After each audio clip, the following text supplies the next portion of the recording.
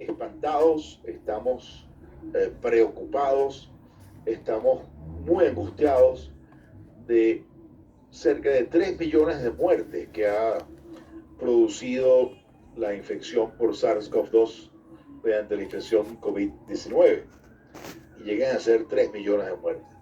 Pues queridos amigos, la hipertensión arterial matará este año más de 10 millones de personas, es decir, 3 veces y un poco más de lo que el COVID-19 ha producido en este año y 3 meses de pandemia. Es decir, la hipertensión arterial es mucho más peligroso y mucho más presión arterial sin control. Y ahí vamos al segundo statement que está en esta diapositiva, que globalmente solamente 1 de cada 7 personas adultas con hipertensión arterial tienen la presión arterial controlada. Lo importante no es tener o no tener hipertensión, lo clave, lo fundamental, lo indispensable es que la hipertensión arterial esté controlada si queremos realmente nosotros como médicos lograr una reducción del impacto que la hipertensión arterial tiene en nuestros pacientes. De hecho, no quiero dejar de mencionar que la hipertensión arterial es el factor de riesgo cardiometabólico con mayor impacto en términos de mortalidad comparado con todos los demás factores de riesgo cardiometabólico. Por lo tanto, el control de la hipertensión arterial es una oportunidad única que tenemos si queremos realmente reducir la mortalidad en América Latina. Y fíjense esta gráfica de un artículo que acabamos de publicar, muchas de las personas que estamos en este simposio, en la revista clínica española, que sirve de introducción para un registro latinoamericano de monitoreo ambulatorio de presión arterial, como la falta de control en América Latina de la presión arterial es una evidente realidad. Y eso implica un compromiso para nosotros los médicos que tratamos pacientes con hipertensión arterial. Si es verdad que algo de esta falta de control es debido a un mal cumplimiento por parte de los pacientes, pero la gran mayoría de la responsabilidad de la falta de control de la hipertensión arterial debe ser achacable a nosotros los médicos. Y esto es un compromiso que nosotros como médicos tenemos que eh, tener de lograr el control de la hipertensión arterial como una de las maneras más importantes de reducir la mortalidad de eventos cardiovasculares en América Latina. Y es por eso que esto yo lo llamo que es una oportunidad. Y esa oportunidad es aumentar el diagnóstico de pacientes hipertensos y lograr un mayor control, porque esta es la medida más efectiva que disponemos para reducir las muertes por hipertensión arterial. No necesitamos más drogas.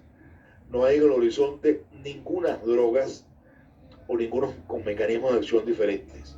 Lo que tenemos es garantizar unas estrategias adecuadas de tamizaje y diagnóstico de la hipertensión arterial y sobre todo de garantizar un óptimo control. No podemos negociar con la hipertensión arterial. En la medida que nosotros negociemos con la hipertensión arterial, y negociar es no llegar a un control, es que ese paciente que tiene que tener una presión arterial por debajo de 130, 80 milímetros de mercurio, nosotros nos conformemos con que esté en 138, 94. Pues ese paciente, esa negociación con la hipertensión arterial, la consecuencia va a ser un aumento de la mortalidad en nuestros pacientes. Han salido en los últimos 3 o 4 años una gran cantidad de guías que hablan sobre el control, el tratamiento y el diagnóstico de la hipertensión arterial. Las guías americanas, las guías europeas en el 2018, las guías latinoamericanas en relación con las comorbilidades, en las cuales muchos de los que estamos aquí hemos sido coautores, las guías canadienses y recientemente, hace menos de un año, la guía de la Sociedad Internacional de Hipertensión. Pero todas esas guías plantean una serie de dilemas o de opciones terapéuticas y ahí es donde nosotros como la Sociedad Interamericana de Cardiología planteamos armonizar un único esquema de aproximación al paciente con hipertensión arterial para que de esa manera podamos universalmente estandarizar el tratamiento de la enfermedad y el riesgo cardiovascular que tiene mayor impacto en nuestros pacientes. Como primer punto, quiero que no quede ninguna duda, que no quede ninguna posibilidad de discusión, que la meta de tratamiento en la gran mayoría de los pacientes tiene que ser una presión arterial por debajo de 130-80 milímetros de mercurio. Y es aquí donde yo digo que no podemos negociar, pero tenemos que lograr en prácticamente todos nuestros pacientes, siempre y cuando lo toleren, que su presión arterial, una vez que diagnostiquemos que ese paciente es hipertenso, se mantenga por debajo de 130-80 milímetros de mercurio. Y luego esta es nuestra propuesta de algoritmo integrado, de algoritmo armonizado, que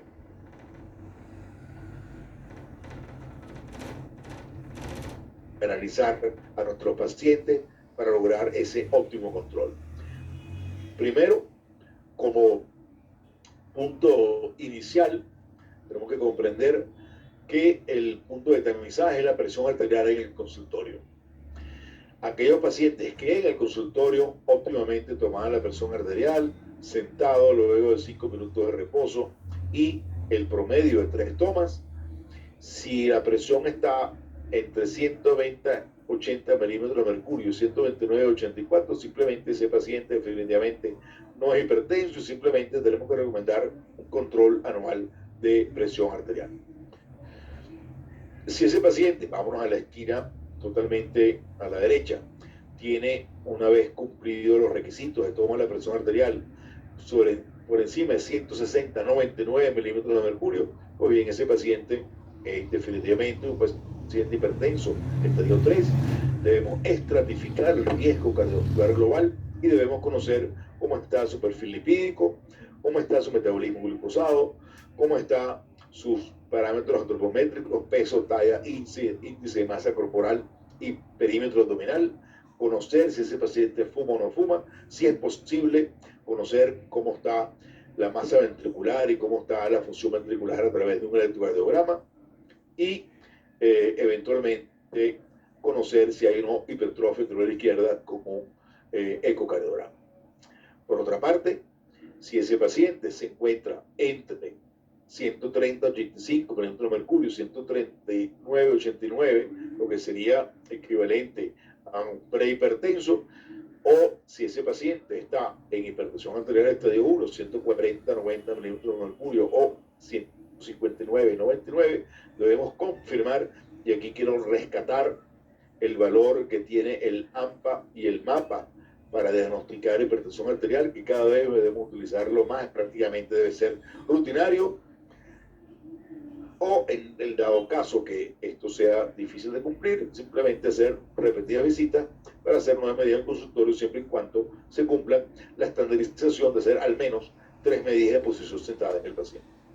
Si se confirma el diagnóstico de hipertensión arterial, debemos entonces clasificar el paciente en estas 4 categorías: riesgo bajo, moderado, alto y muy alto, dependiendo si el paciente tiene daño a órgano blanco o tiene presencia de 2 o más factores de riesgo adicionales. Pues bien, si ese paciente es de riesgo bajo, y de entrada tengo que decir que es menos del 20% de los pacientes, este es el único, y repito, el único grupo de pacientes en los cuales estaríamos autorizados, o al menos nosotros en la Sociedad Interamericana de Cardiología recomendamos que se pueda iniciar con monoterapia. Por supuesto, siempre como base fundamental del tratamiento es el cambio terapéutico de estilo de vida y eventualmente iniciar con monoterapia, dosis bajas de una combinación de las 4 drogas esenciales, como son IECARA, 2 casos de agonistas diuréticos, beta bloqueantes. Pero inclusive en estos pacientes de riesgo bajo, la combinación fija en un único comprimido también es una opción. Todos los demás pacientes, hipertenso, estadio 1, 2 o 3, de riesgo moderado, alto o muy alto, la recomendación estandarizada y armonizada de todas las guías como una estrategia, y tenemos que tener eso, el concepto claro, como una estrategia para garantizar el control que es el objetivo fundamental del tratamiento del paciente hipertenso, debe ser con terapia combinada. Y esa terapia combinada puede ser un IECA o un ARA2 más un diurético o un calcioantagonista. Esto está demostrado por infinidad de trabajos, por infinidad de ensayos multicéntricos, randomizados, estandarizados o inclusive por una gran cantidad de metaanálisis. Y por supuesto tenemos que tratar todos los demás factores de riesgo.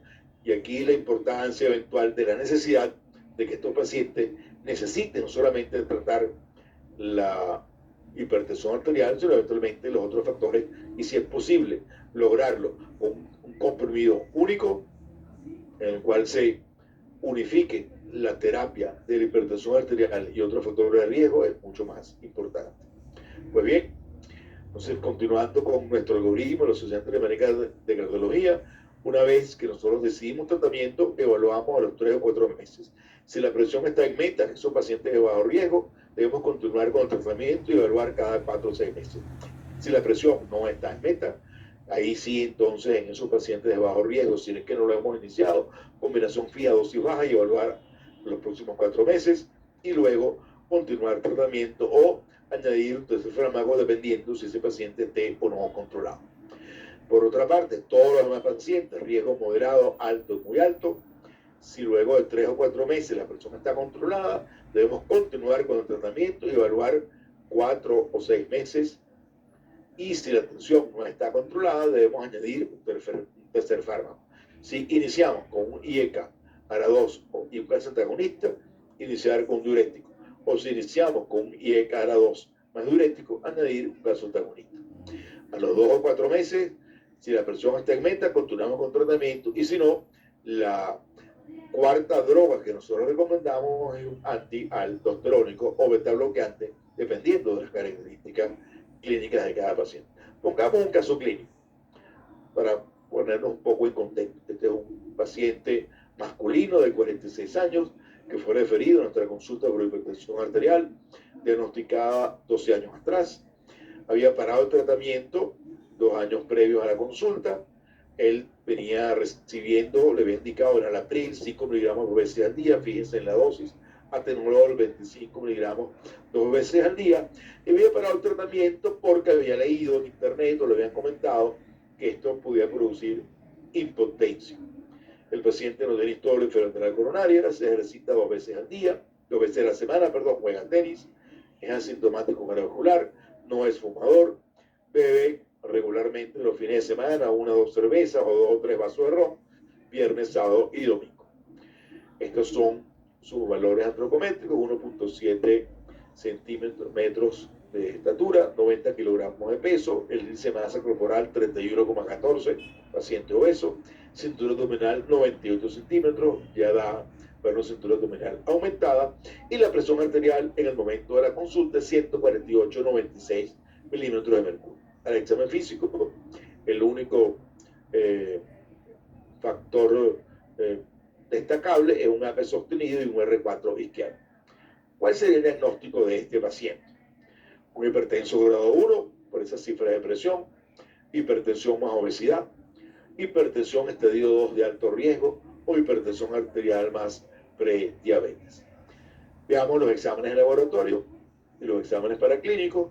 El electrocardiograma es siguiendo el algoritmo de la Sociedad Interamericana de Cardiología, tiene hipertrofia ventricular izquierda, un colesterol total de 226, un colesterol LDL de 132, un colesterol HDL de 38, triglicéridos 208 y glucosa en ayunas 112 miligramos por decilitro. Entonces, ahora que tenemos un panorama mucho más completo, revisemos entonces los diagnósticos. Y fíjense que lo importante es comprender que cuando vemos un paciente hipertenso, para hacer un diagnóstico claro y conocer el riesgo del paciente, no podemos quedarnos exclusivamente con la cifra de presión arterial. Pues bien, este es un paciente hipertenso estadio 2 de alto riesgo. Y eso nos obliga a ser mucho más exhaustivos en el tratamiento y en lograr la meta de presión arterial necesaria para este paciente. Entonces, ¿qué vamos a hacer con este paciente? Podemos iniciar la estrategia antihipertensiva con terapia combinada. Podemos iniciar la estrategia antihipertensiva con monoterapia o iniciamos con cambio terapéutico de estilo de vida. Simplemente piensa en la respuesta y vamos a ver cuáles fueron las opciones que decimos en este caballero. Pues bien, vamos a ubicarlo. Según las guías europeas del año 2018, este paciente se encuentra como un hipertenso grado 1, pero con riesgo aumentado. Y efectivamente, nuestra propuesta de algoritmo de la Sociedad Interamericana de Cardiología es un paciente de riesgo alto. Y las recomendaciones es tratamiento de inmediato con una combinación fija en un único comprimido, que debe ser un IECA o un ARA2 más un diurético o un calcio-antagonista. Y fíjense, la segunda línea es muy importante. No podemos quedarnos solamente con la hipertensión arterial, tenemos que tratar todos los demás factores de riesgo cardiovascular y evaluarlo en los próximos 2 a 4 meses. Y aquí una vez más, la guía europea es un paciente estadio 2 con daño a órgano blanco, hipertrofia ventricular izquierda y presencia de otro factor de riesgo como es hiperlipidemia, es decir, un paciente de alto riesgo. Conclusión diagnóstica: hipertenso grado 1 por la cifra de presión arterial, pero estadio 2 por el riesgo aumentado y dislipidemia. Y ese paciente entra en la gran masa de pacientes hipertensos que debe iniciarse desde la primera oportunidad que acude a nuestra consulta con terapia de combinaciones, que debe ser un BRA o un IECA más bloqueante canal de calcio e hidrocloroticida. Y esto es importante comprenderlo, porque en la medida que nosotros logremos el control más rápido, la reducción de riesgo va a ser más efectiva. De manera que aquí no solamente es llegar a la meta, sino llegar a la meta lo más rápido posible. Y está demostrado claramente, sobre todo después de estudios como el estudio Value, que la terapia de combinaciones que incluya IECA o un ARA2 más calcio antagonista o diurético es la manera más efectiva y más rápida de llegar a la meta. Y en este paciente, que es un hipertenso de alto riesgo, llegar a la meta lo antes posible es fundamental. Y como dije al principio, no podemos negociar, porque negociar implica que el paciente vaya a perder calidad de vida y vaya a perder por el riesgo aumentado de sufrir un evento cardiovascular cerebral. Pues bien, visto de otra manera, estos son los rangos de tratamiento. Esta es la presión que debemos lograr, menos de 130, la diastólica entre 70 y 80 milímetros de mercurio. Esta es la presión por la cual ese paciente consultó, 148/96. Tenemos que reducir 18 milímetros de mercurio la sistólica, 16 milímetros de mercurio la diastólica. Es muy difícil que con monoterapia nosotros logremos estas reducciones. Por lo tanto, la terapia combinada debe ser la regla en la gran mayoría de los pacientes. Y esto nosotros habíamos ya planteado en el año 2017 en las guías latinoamericanas para el manejo de la hipertensión arterial y comorbilidades. Y ahí, fíjense que independientemente de que el paciente tenga hipertensión grado 1, si tiene el riesgo cardiovascular aumentado, debemos preferir terapia fija de combinaciones que incluyan, una vez más, IECA ARA2 más calcio antagonista o diuréticos. E inclusive los pacientes con bajo riesgo cardiovascular, la terapia a dosis fija puede también ser prescrita como terapia de primera línea. Y si el paciente es hipertensión grado 2, ahí no hay discusión. Ese paciente debemos iniciar sin ninguna duda terapia fija de combinaciones, un IECA ARA2 más calcio antagonista o diurético. Y como tercera línea, añadir, bien sea un IECA si empezamos con diurético, perdón, un calcio antagonista si iniciamos con diurético, o un diurético si iniciamos con calcio antagonistas. Fíjense que habíamos hablado que no solamente el control de la presión arterial es importante.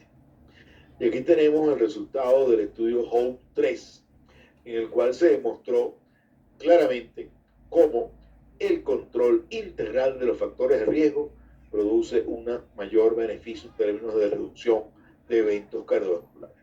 Muy bien, como recuerdan, este es un paciente, este es un estudio, perdón, con un diseño multifactorial 2x2, en el cual se incluyeron más de 14.000 pacientes, y se hizo un periodo de seguimiento o periodo inicial para tolerancia de run-in.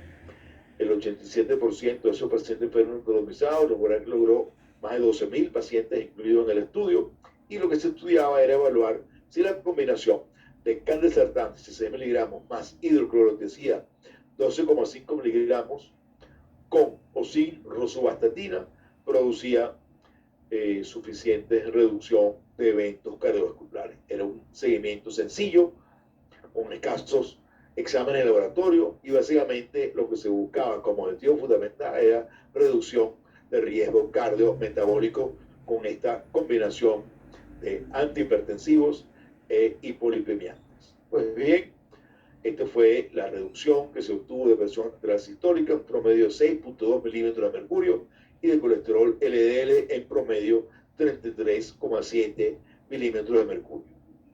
Este es los resultados en términos de reducción de muerte cardiovascular, infarto, ictus, proteína C reactiva, revascularización e insuficiencia cardíaca. Aquí tenemos la primera curva, doble placebo, es decir, placebo de candesartán hidroclorotiazida y placebo de rosuvastatina, y la segunda curva, la combinación. Pero cuando analizamos los resultados del factorial 2x2, vemos que la combinación de rosuvastatina produjo una significativa reducción muy similar a lo que se obtuvo de la combinación. Pero lo más importante es que donde se obtuvo realmente una reducción importante, hasta 40% del riesgo, fue en aquellos pacientes que tenían hipertensión arterial. Es decir, aquellos pacientes que estaban en el tercio superior de hipertensión y que utilizaron la combinación candesartán, hidroclorotiazida y rosuvastatina, la reducción del riesgo fue de hasta 40%, muy superior a la combinación de candesartán, hidroclorotiazida exclusivamente o de rosuvastatina. Es decir, en pacientes hipertensos, la combinación de hidroclorotiazida, candesartán 16 miligramos y rosuvastatina es la que tiene mayor impacto en reducción de riesgo cardiovascular. Y efectivamente este fue el tratamiento que decidimos para nuestro paciente. Candesartán 16 miligramos, hidroclorotiazida 12,5 miligramos y rosuvastatina 10 miligramos, lo cual va a garantizar una óptima reducción del riesgo en estos pacientes. Y ya para finalizar, y aquí mi mensaje clave. Número 1, no nos olvidemos que independientemente del COVID, la hipertensión y en general los factores de riesgo cardiometabólico van a ser los principales responsables de muerte en América Latina. De hecho, la hipertensión arterial matará más de 10 millones de personas este año. Para reducir este impacto, lo que necesitamos es mejorar nuestro diagnóstico de la cantidad de pacientes hipertensos y sobre todo nuestro control. Y esa es una responsabilidad directa de nosotros como médicos que tratamos pacientes hipertensos. No podemos negociar con la hipertensión arterial, no necesitamos nuevas drogas, necesitamos ser eficientes en las estrategias ya conocidas. Y en ese sentido hay infinidad de guías. Nosotros en la Asociación Interamericana de Cardiología proponemos un algoritmo armonizado y único, sencillo y efectivo, que propone que se debe iniciar tratamiento en la mayoría de los pacientes con 2 drogas, a dosis fija en una sola tableta, y que debe ser normal y rutinario que la mayoría de los pacientes con hipertensión arterial deben ser tratados desde el inicio con terapia de combinación que incluya un inhibidor de enzima convertidora, un bloqueante del receptor de angiotensina, más un bloqueante de canal del calcio o un diurético tiazídico. Esto, combinado además con una estatina, va a producir un impacto significativo en la reducción de eventos cardiovasculares. Y en definitiva, esta estrategia hará lo que necesitamos, que a través del control de la presión arterial en la mayoría de los pacientes podamos transformar la tasa, no solamente el control, sino que logremos salvar mayor cantidad de vidas. Muchísimas gracias. Es nuestra responsabilidad hacer que este conocimiento sea aplicado en la mayoría de nuestros pacientes.